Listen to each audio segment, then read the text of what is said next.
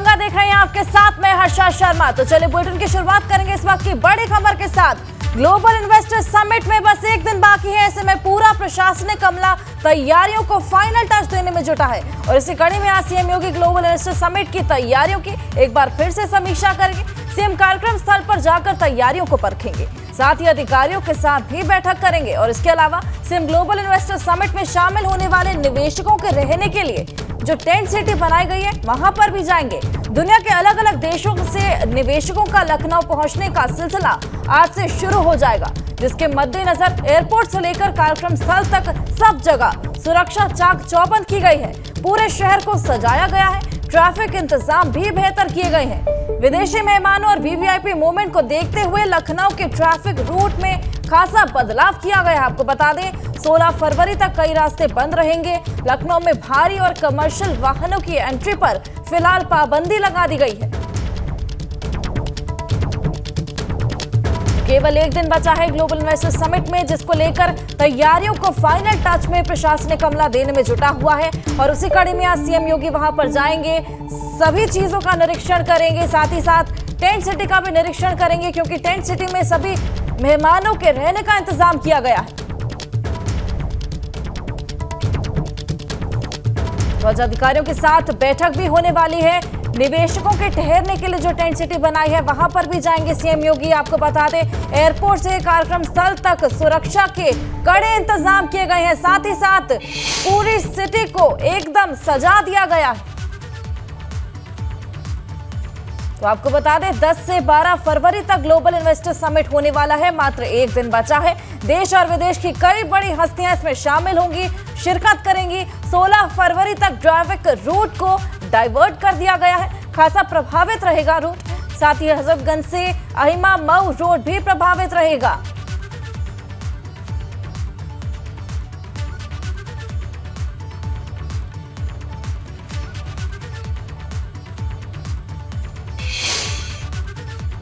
तो global investor summit से पहले लखनऊ को खासा सौगातें मिलने वाली हैं। आज रक्षा मंत्री राजनाथ सिंह, सीएम योगी बहुत सारी सौगातें देंगे। शहीद पथ से एयरपोर्ट के बीच बने फ्लाईओवर का लोकार्पण करेंगे। नगराम रेलवे फ्लाईओवर का भी लोकार्पण किया जाएगा। केंद्रीय मंत्री कौशल किशोर, पीडब्ल्यूडी मंत्री जितिन प्रसाद इसमें मौजूद रहेंगे। फ्लाईओवर बनने से एयरपोर्ट जाने में खासा सहूलियत मिलने वाली है।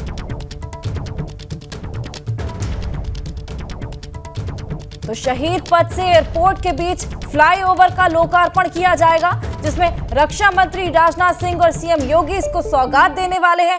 लखनऊ को नई सौगात मिलने वाली है और ये सौगात ग्लोबल इन्वेस्टर समिट से पहले मिलने वाली है। नगराम रेलवे फ्लाईओवर का भी लोकार्पण किया जाएगा। आपको बता दें केंद्रीय मंत्री कौशल किशोर, पीडब्ल्यूडी मंत्री जितिन प्रसाद भी इसमें मौजूद रहने वाले हैं।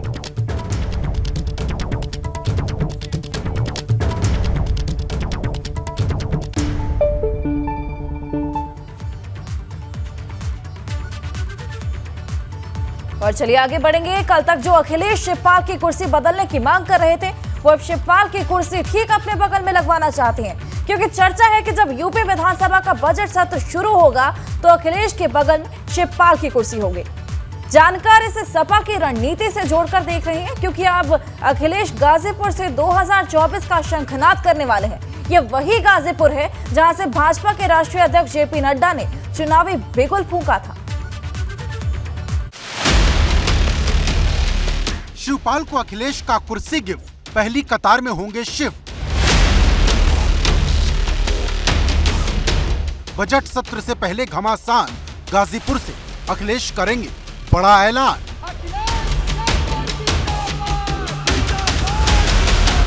क्या मैनपुरी की जीत के बाद अखिलेश शिवपाल के ऋणी हो गए हैं, क्योंकि अखिलेश शिवपाल को मैनपुरी जीत पर रिटर्न गिफ्ट पर गिफ्ट देते जा रहे हैं, क्योंकि पहले शिवपाल यादव को राष्ट्रीय महासचिव बनाया गया और अब विधानसभा में शिवपाल को फ्रंट सीट देने की चर्चा तेज होने लगी है। कयास लगाए जा रहे कि विधानसभा में शिवपाल अखिलेश के बगल में बैठे नजर आएंगे, लेकिन एक वो भी दौर था जब अखिलेश शिवपाल को अपने पास तो क्या सदन में देखना भी नहीं चाहते थे। ये सितंबर महीने की बात है जब अखिलेश ने शिवपाल की कुर्सी बदलने की मांग करते हुए एक चिट्ठी विधानसभा अध्यक्ष सतीश महाना को लिख दी थी। इस चिट्ठी और सीट वाले एपिसोड से शिवपाल इतने शर्मसार हुए कि पूरे सत्र के दौरान ही सदन में नहीं पहुंचे। लेकिन मैनपुरी की जीत ने पुरानी सारी कड़वाहट को दूर कर दिया। अंदाजा इस बात से लगा सकते हैं कि सदन में अब शिवपाल को फ्रंट सीट पर लाने की बात हो रही, बल्कि अखिलेश हर काम शिवपाल से पूछ कर रहे हैं। जिस तरीके से अखिलेश यादव ने चाचा शिवपाल को सम्मान दिया है, उसके बाद अब ये माना जा रहा है कि 20 फरवरी से यूपी विधानसभा का जो बजट सत्र शुरू हो रहा है, उसमें शिवपाल यादव आगे की जो सीट है, आगे की जो रो है, वहाँ पर अब बैठे नजर आएंगे। क्योंकि अखिलेश यादव ने जब शिवपाल यादव से आवास पर जाकर मुलाकात की तो कहीं न कहीं इस बात को लेकर भी दोनों के बीच कहा जा रहा है कि चर्चा हुई है और जल्दी विधानसभा के भीतर चाचा और भतीजे अगल बगल की सीट पर बैठे नजर आएंगे। अभी एक दिन पहले ही अखिलेश यादव शिवपाल यादव से मिलने उनके घर पर गए थे, जहां दोनों के बीच करीब 45 मिनट तक लंबी बातचीत हुई। दरअसल सपा में वापसी के बाद शिवपाल एक्टिव नजर आ रहे और पूर्वांचल सहित कई जिलों के भ्रमण के दौरान मिले फीडबैक से भी अखिलेश यादव को अवगत करा चुके हैं। सूत्रों से मिली जानकारी के मुताबिक शिवपाल ने अखिलेश को बताया कि हर जगह पार्टी के नए पुराने कार्यकर्ता तैयार बैठे हैं, बस उन्हें सक्रिय करने की जरूरत है। माना जा रहा है कि प्रदेश में जल्द ही सपा जमीनी स्तर पर कार्यकर्ताओं को सक्रिय करने की कवायद शुरू कर देगी और बड़ा जन आंदोलन भी शुरू करेगी, जिसकी अगुवाई शिवपाल कर सकते हैं। माना जा रहा है कि पार्टी से दूर हुए कई नेताओं की घर वापसी कराने की भी रणनीति है। सूत्रों का यह भी कहना है कि पार्टी के कई पुराने नेता छिटक चुके हैं, जिसमें कुछ ने दूसरे दलों की सदस्यता ले ली या जो घर बैठे हैं उन्हें फिर से जुड़ने पर चाचा भतीजे के बीच चर्चा हुई है और मार्च तक कई नेताओं की घर वापसी हो सकती है। क्योंकि अखिलेश यादव भी लगातार सूबे के अलग अलग जिलों का दौरा कर रहे हैं। अब इसी कड़ी में गुरुवार को वो पूर्वांचल के गाजीपुर से 2024 चुनाव का शंखनाद करने वाले हैं। गाजीपुर का दौरा इसलिए भी अहम है क्योंकि भाजपा के राष्ट्रीय अध्यक्ष जेपी नड्डा ने यहीं से मिशन 2024 का आगाज किया है। दरअसल गाजीपुर ही पूर्वांचल का वो पॉइंट है जहां से समाजवादी पार्टी को अपने लिए बड़ी संभावनाएं नजर आ रही। बड़ी बात यह है कि पूर्वांचल के ज्यादातर शहरों में शिवपाल की अपनी राजनीतिक पकड़ रही। माना जा रहा है कि समाजवादी पार्टी जातिगत जनगणना को बड़ा मुद्दा बनाकर बड़ा दांव खेल सकती है, जिसकी शुरुआत डिम्पल यादव ने लोकसभा से कर दी। पिछड़ा वर्ग, अति पिछड़ा वर्ग की भी बात करी है, लेकिन जातिगत जनगणना की बात नहीं हुई है। अगर हमें सही मायनों में अनुसूचित जनजाति, अनुसूचित जाति, पिछड़ा वर्ग, अति पिछड़ा वर्ग लोगों को सम्मान देना है, उनको हक और सम्मान देना है, तो हमें जातिगत जनगणना पर भी बात करनी चाहिए।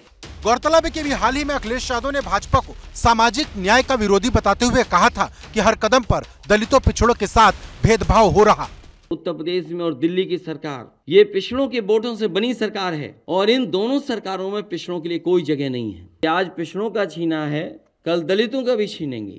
सपा पिछड़ों और दलितों के इसी हक और सम्मान के लिए जातीय जनगणना की मांग करती आ रही है और अब सबकी नजर 20 फरवरी से शुरू हो रहे यूपी विधानसभा के बजट सत्र पर टिकी है, क्योंकि इस बार सत्र के हंगामेदार होने के आसार हैं, क्योंकि रामचरितमानस से लेकर शूद्र वाले मुद्दे पाइपलाइन में हैं। Bureau report, ABP Ganga. उधर भदोही पहुंचे डिप्टी सीएम ब्रजेश पाठक ने समाजवादी पार्टी पर बड़ा हमला बोला है। उन्होंने कहा कि सपा गुंडों और बदमाशों की पार्टी है। साथ ही डिप्टी सीएम ने कहा कि सीएम योगी के नेतृत्व में उत्तर प्रदेश आर्थिक मोर्चे पर नंबर 1 राज्य बनेगा। उन्होंने कहा कि यूपी में कानून का राज है और कानून के हिसाब से अपराधियों पर कार्रवाई हो रही है।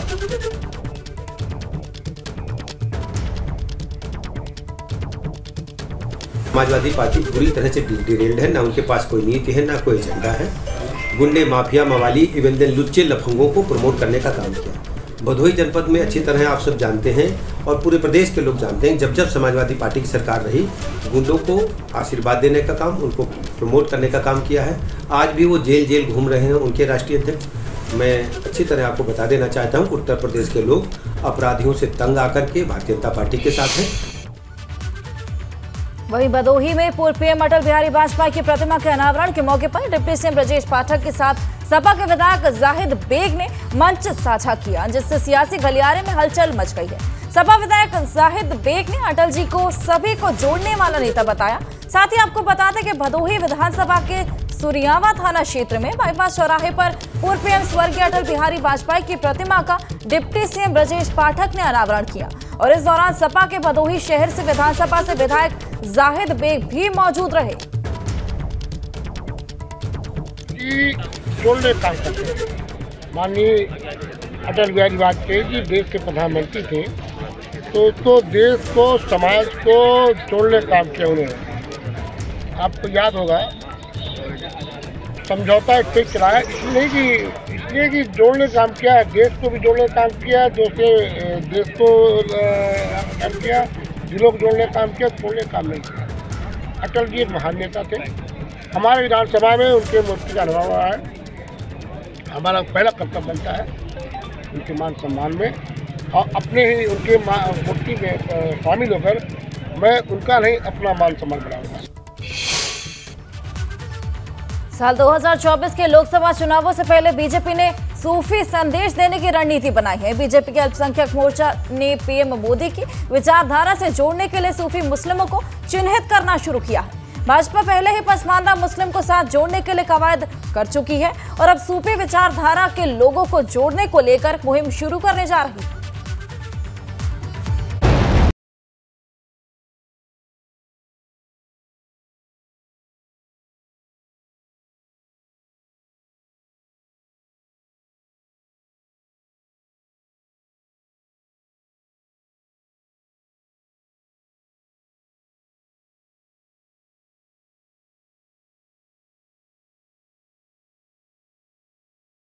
विपक्ष के बदले सुर।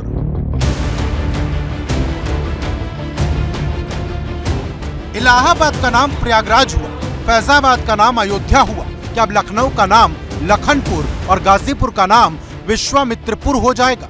ये सवाल इसलिए खड़ा हुआ कि शहरों के नामकरण को लेकर उत्तर प्रदेश का सियासी पारा फिर एक बार 7वें आसमान पर पहुंच गया है, क्योंकि पहले भाजपा नेता संगम लाल गुप्ता ने लखनऊ का नाम बदलकर भगवान राम के भाई लक्ष्मण के नाम पर करने को लेकर पीएम मोदी से लेकर गृह मंत्री अमित शाह और सीएम योगी को चिट्ठी लिखी, तो ओम प्रकाश राजभर ने भी गाजीपुर का नाम बदलकर भगवान राम के गुरु विश्वामित्र के नाम पर करने की मांग कर दी है। हमारी प्रदेश की जनता सनातन धर्म को मानने वाली है। देश की जनता, अगर अयोध्या में इतना भव्य राम मंदिर प्रभु श्री राम का बन रहा है, तो लखनऊ का भी नाम चेंज करके लखनपुर करना चाहिए। यह माननीय मुख्यमंत्री जी से और माननीय प्रधानमंत्री जी से मांग करूंगा। माननीय ओम प्रकाश राजभर जी ने गाजीपुर का नाम बदल करके विश्वामित्र नगर करने की बात किया है और बहराइच का नाम महाराजा सुहेलदेव राजभर करने का काम किया। पहले भी हमने चिट्ठी लिखा है जिसमें महाराजा सुहेलदेव राजभर के जो किले थे, जो उनके झील थे, उसको सुंदरीकरण करने के लिए पत्र लिखा। बड़ी बात यह है कि भाजपा भी ओम प्रकाश राजभर की इस मांग से सहमत नजर आ रही। देखिए, लखनऊ के बारे में ये सर्वविदित है कि पहले वो लक्ष्मण नगरी ही थी। अब जैसा जैसा स्थितियां हैं उस अनुसार हम लोग आगे बढ़ रहे हैं। नहीं, बिल्कुल ओम प्रकाश जी को बड़ा साधुवाद कि उन्होंने कम से कम इस बात को सोचा। वो गाजीपुर का नाम गाजीपुर क्यों है, राजा सुहेलदेव के नाम से क्यों नहीं जोड़ा गया उसका नाम? तो निश्चित रूप से जो भी हमारी गुलामी के जो भी ये प्रतीक हैं और जिनके कारण से हम आज भी हमारी मानसिकता में कहीं ना कहीं असर आता है, ऐसे प्रतीकों को अब समाप्त करने का समय आ गया है। नहीं, देखिए, जो नाम होते हैं वो हमें अपने इतिहास से जोड़ते हैं और इसीलिए बहुत स्थानों का नाम बदल जाना बहुत आवश्यक भी था। अब इलाहाबाद का नाम बदला गया। प्रयाग जो है हमारी परंपरा का एक शाश्वत एक प्रतीक है, और या अयोध्या फैजाबाद का बदला गया। अब शहर का नाम बदलने की मांग पर राजनीति इतनी गर्म हो गई कि समाजवादी पार्टी से लेकर कांग्रेस तक ने ये कहते हुए मोर्चा खोल दिया कि जिसके पास कोई काम नहीं होता वो सिर्फ नाम बदलने का काम करता है। कि न गाजीपुर नया है, न ओम प्रकाश राजभर नए हैं, न विश्वामित्र जी नए हैं, न अब्दुल हमीद नए हैं, वो भी गाजीपुर के थे। तो प्रश्न ये है कि आप किस समय किस लिए कोई मांग उठा रहे हैं? अचानक कोई नींद से जाग के कुछ कहने लगता है तो ऐसा लगता है कि वो रोज़मर्रा के जो सरकार के काम हैं उनसे ध्यान हटाना चाहते हैं, वरना किसी बात का किसी समय किसी पल सवाल उठने का कोई तर्क होना चाहिए। कभी आप जिले का नाम बदल रहे हैं, कभी सड़क का नाम बदल रहे हैं, कभी पार्क का नाम बदल रहे हैं, तो क्या जनता ने आपको सिर्फ इसलिए बहुमत दिया कि आप नाम बदलते रहें? अरे कोई काम करके उसका भी तो नाम दे दीजिए। सो भारतीय जनता पार्टी से नहीं होता है। पिछले 5 साल में गिनाने के लिए उन सांसदों के पास कुछ है नहीं। 4 साल में अब जनता के बीच में जाना है, 2024 में चुनाव होने हैं फिर से। उन्होंने अपने क्षेत्रों में कोई काम नहीं किया है, तो उनको गिनाने के लिए कुछ एक काम चाहिए। तो उनके पास यही एक काम है कि उन्होंने प्रधानमंत्री जी और मुख्यमंत्री को चिट्ठी लिखी कि लखनऊ का नाम बदल दिया जाए। ये एक ट्रेडिशन शुरू हो गया है भारतीय जनता पार्टी में, ताकि वो 2024 में जनता के बीच में अपने मतदार संघ में जाकर के जनता को ये बताएं कि देखिए हमने लखनऊ का नाम बदलने के लिए चिट्ठी लिखी थी। ये उनका उल्लेखनीय काम होगा। हालांकि ये पहली बार नहीं है जब नाम बदलने की मांग उठी, और ये मांग सिर्फ भाजपा या सिर्फ सुभाषपा की तरफ से ही नहीं की गई, क्योंकि हाल ही में अखिलेश यादव के चचेरे भाई और इटावा के जिला पंचायत अध्यक्ष अभिषेक यादव ने इटावा का नाम बदलकर मुलायम सिंह यादव के नाम पर रखने की भी मांग की थी। इटावा का जिला आदरणीय नेताजी का जिला रहा है, नेताजी की धरती है, तो इसलिए लोग यहाँ पर नेताजी को आज भी याद कर रहे हैं। और हम लोग को ऐसा लगता नहीं है नेताजी आज हमारे बीच में नहीं है, लेकिन फिर भी आज जब नेताजी हमारे बीच में नहीं है तो हमारे तमाम सदस्यों ने प्रस्ताव रखा है कि इटावा का नाम आदरणीय नेताजी के नाम से मुलायम नगर करने के लिए। मतलब सब अपने अपने तरीके से, कोई इस शहर का तो कोई उस शहर का नाम बदलना चाहता है। लेकिन सवाल बड़ा है कि क्या इसका असर 2024 में भी नजर आएगा। Bureau report, ABP Ganga. बात करते हैं पहाड़ पर पंजा परेशान। हरदा ने हैरान किया है। लोकसभा चुनाव 2024 से पहले एक बार फिर उत्तराखंड में कांग्रेस की अंदरूनी कला सामने आ गई है। दरअसल हरिद्वार से चुनाव लड़ने के लिए हरक सिंह रावत ने पूर्व सीएम हरीश रावत से आशीर्वाद की मांग की। हरक सिंह रावत ने कहा कि हरीश रावत मुझे हरिद्वार से चुनाव लड़ने के लिए आशीर्वाद दें, क्योंकि 2009 में उन्होंने हरीश रावत की मदद की थी। केंद्र नेताओं से हरीश रावत की पैरवी की थी और हरीश रावत को सांसद का टिकट भी दिलवाया था। और इस पर पूर्व सीएम हरीश रावत का भी पलटवार सामने आ गया। हरीश रावत ने कहा कि वो सभी 5 सीटों पर जो भी उम्मीदवार खड़े होंगे उन्हें आशीर्वाद देंगे, क्योंकि उनके लिए कार्यकर्ता सर्वोपरि। और चलिए फिलहाल इस बुलेटिन में बस इतना ही। खबरों का सिलसिला लगातार जारी है, अब कहीं मत जाइएगा।